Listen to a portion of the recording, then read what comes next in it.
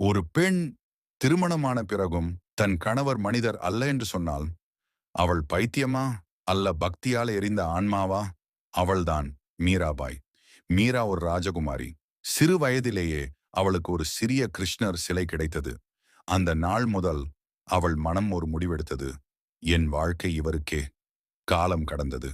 அவள் மேவார் நாட்டின் இளவரசர் பூஜ் ராஜை திருமணம் செய்தாள். ஆம், அவள் மனிதருடன் கல்யாணமானாள். ஆனால் அவள் இதயம், அது ஒரே ஒருவருக்கே சொந்தமானது, கிருஷ்ணருக்கே. அவள் பாடியது கிருஷ்ணருக்காக. அவள் வாழ்ந்தது கிருஷ்ணருக்காக. அரண்மனையில் பலர் எதிர்த்தார்கள். ஒரு ராணி இப்படி இருக்கக்கூடாது என்று கூறினார்கள். அவளை நிறுத்த முயன்றார்கள்.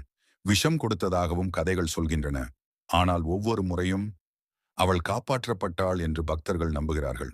இறுதியில் கிருஷ்ணர் கோவிலில் பாடிக்கொண்டிருந்த போது அவள் உருவமே தெய்வத்துடன் ஒன்றானது என்று பக்தி கதைகள் கூறுகின்றன. இது சாதாரண காதல் அல்ல, இது உடலை தாண்டிய ஆன்மாவின் காதல். இப்படிப்பட்ட உண்மையான காதல் கதைகள் பிடித்திருந்தால் சுகா டாக்ஸ் சேனலை சப்ஸ்கிரைப் பண்ணு.